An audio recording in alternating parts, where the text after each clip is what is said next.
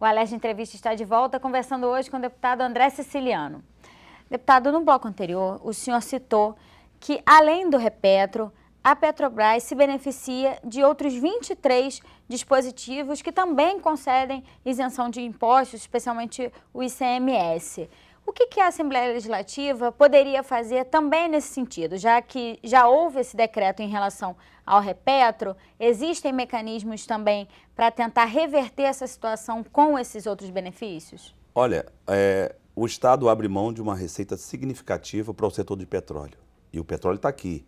Você não escolhe explorar petróleo em outro estado que a riqueza está ali, né? Ela se utilizou de total de 23, mas um dos 23 é o Repetro. Então, 50% do total que ela se creditou lá, que ela deixou de pagar em 2014, foi o Repetro. Logicamente, nós temos instrumentos, né, para fazer com que a gente possa também cancelar os outros incentivos. A gente não quer cancelar todos os incentivos, mas a Petrobras, ela não pode formatar um preço para vender o petróleo para ela mesma no exterior para pagar menos. Ela não pode, a exemplo do que eu falei do petróleo pesado e do leve, o petróleo pesado chegou a custar quase a metade no mercado internacional do que o petróleo leve. Então ela vende o petróleo pesado e fica com o leve. Então ela forma o preço, o menor preço, né? Então, tem uma questão do gás também, que ela recolhe royalties acima de $2,50 quando ela vende a 6,70 e ela importa a 4,70, quase o dobro. Então, ela tem se utilizado de algumas ferramentas, eu diria lícitas, né, para pagar menos impostos. O Rio vive uma crise sem precedente em sua história. E a Assembleia Legislativa tem discutido essa questão dos incentivos fiscais para uma série de outras empresas, porque é preciso saber efetivamente o que esses incentivos têm trazido de retorno para o Estado, né? Pior, a Petrobras e as outras empresas estrangeiras estão pedindo à Agência Nacional de Petróleo, a agência reguladora, para importar navios e plataformas. Ora, se ela vai gerar o emprego lá fora, e aí a gente vai ficar com o ônus de abrir mão dos impostos. Isso é um dado importante, a ANP está analisando, né? Que as empresas estão pedindo para abrirem mão do conteúdo nacional. Que é aquele conteúdo, quando você concorre num campo, você tem lá a regra dizendo que tem que estar um mínimo de 60%, por exemplo, do conteúdo nacional nas plataformas, nos navios. E isso já não vem ocorrendo, tanto é que a ANP tem multado as empresas de petróleo.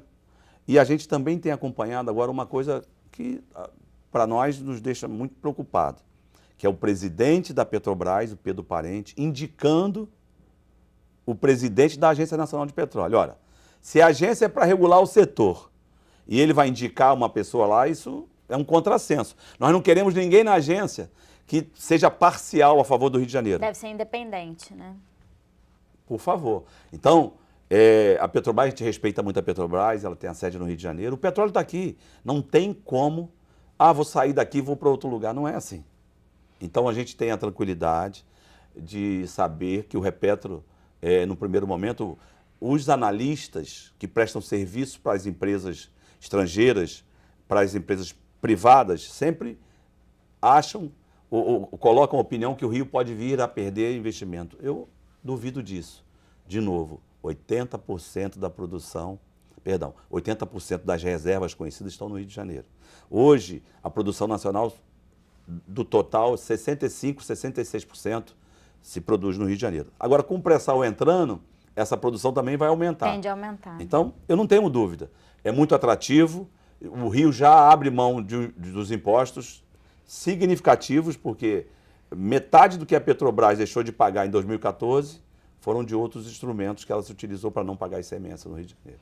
Deputado, o senhor também, em autoria conjunta com outros deputados aqui na casa, conseguiram aprovar, né, um projeto de lei que cria, na verdade, uma taxa de controle, monitoramento, fiscalização ambiental das atividades de pesquisa, lavra, exploração de petróleo e gás também.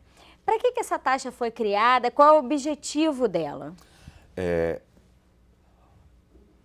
Primeiramente, lá em 2012, quando o presidente Lula e na verdade o ex-presidente Lula e a presidenta Dilma estavam no governo, se mandou para um Congresso uma legislação criando um marco regulatório, principalmente focando no pré-sal, porque aí já não era mais concessão, porque como tem a certeza do óleo, hoje, e tem altas produtividades, então se pensou a partilha.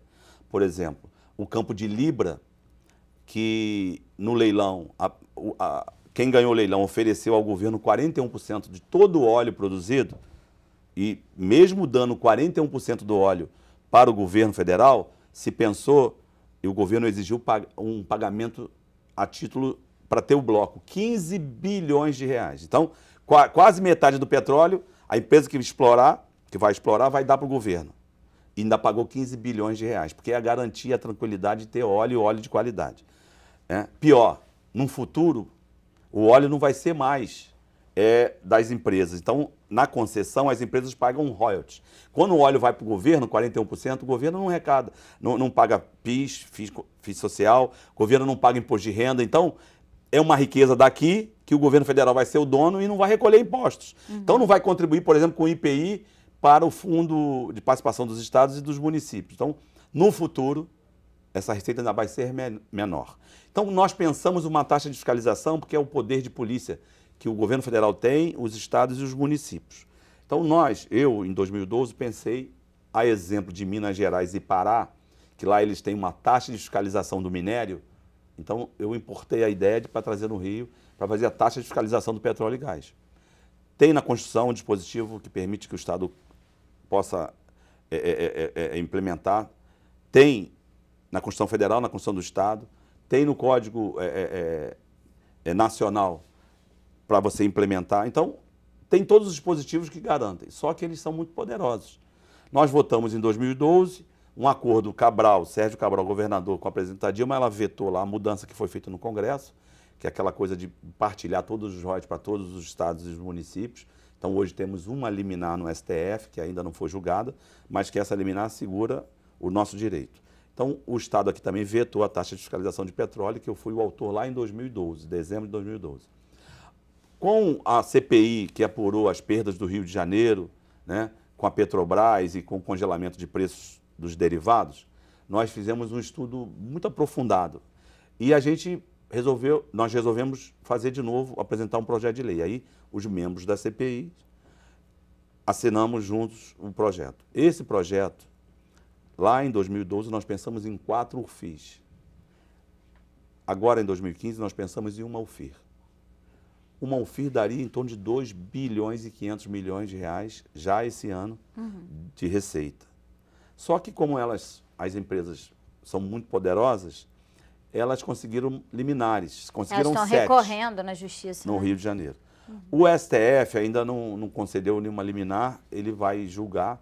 Eu não tenho dúvida, já há parecer da Advocacia Geral da União, lá no STF, favorável à criação da taxa. Eu não vejo problema, de novo. As empresas de petróleo, elas contratam os maiores escritórios de advocacia, elas têm um lobby poderosíssimo nas federações das indústrias, né? no CNI, a nível nacional. Então, cada um entrou com uma ação pedindo, aqui no Rio foram concedidos 7 liminares. Então, por enquanto, a lei ainda não está valendo. Não está em vigor. E parece que as empresas também entraram com ações no STF, né, ações de inconstitucionalidade. A CNI, a Confederação Nacional da Indústria, ela entrou. E lá não foi concedida a liminar. Então, já vai ser julgado. Eu não tenho dúvida. É uma garantia, é um direito do Estado. Imagina a Secretaria de Ambiente do Estado fiscalizar todos os poços que estão aqui na nossa costa. Agora, no pré-sal, 7 mil metros para baixo. No pós-sal, 2 mil metros com a lâmina d'água. Então, helicópteros, barcos, robôs, isso custa. Requer recursos. Isso, né? Eu não tenho dúvida. A taxa não é muito alta a uma UFIR. E esse dinheiro, se fizer uma fiscalização direito, não dá para pagar metade da fiscalização que tem que ser feita. Porque essa taxa, então, seria revertida especificamente para essa fiscalização através das secretarias, dos órgãos ambientais. Nós pensamos de criar uma taxa do valor que seria o suficiente para pagar todo o custeio da Secretaria de Fazenda e da Secretaria de Ambiente, né? São 2 secretarias importantes que tem o dever de fiscalizar, de cobrar, de abrir mão, inclusive, das receitas do ICMS, como nós estamos conversando aqui. Mas eu não tenho dúvida que no futuro breve o Estado do Rio de Janeiro terá a vitória no STF, porque é constitucional, tem previsão no Código Nacional para a criação da taxa de fiscalização, tem na Constituição, então eu não vejo problema.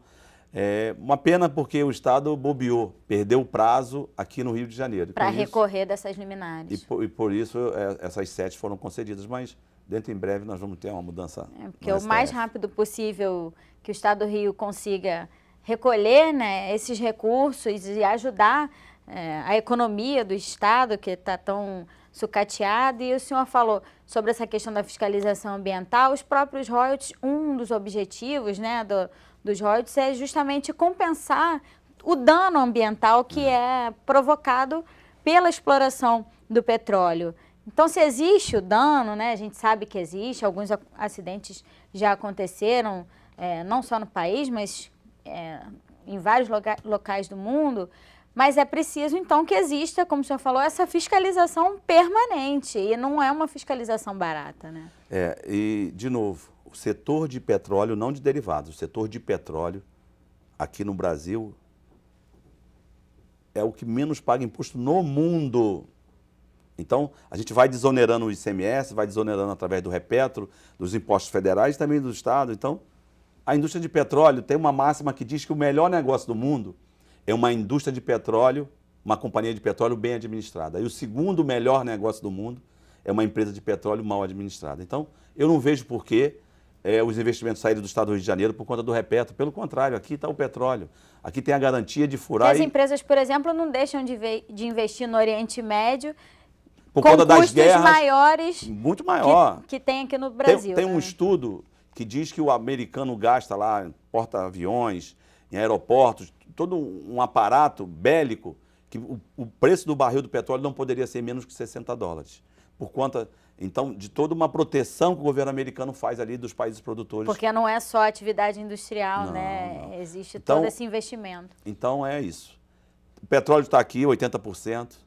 Eu não vejo essa coisa. Claro, os técnicos, os consultores que recebem das empresas estrangeiras, né, da própria Petrobras, ficam dando entrevistas.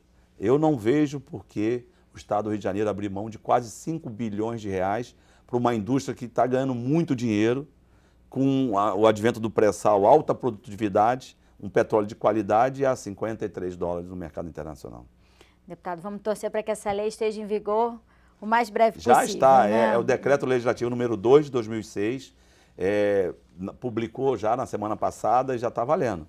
Pode ser que a Secretaria de Fazenda ainda tenha um tempo para se adaptar, mas como não é um imposto novo, porque ele já existe, era só um decreto, já poderia estar cobrando imediatamente. Deputado, muito obrigada pela sua participação na Alerj Entrevista. Infelizmente, nosso programa está acabando. Se você quiser rever esse programa, basta acessar o nosso site, que é www.alerj.rj.gov.br. O Alerj Entrevista fica por aqui. Até a próxima. TV Alerj, o canal do povo fluminense.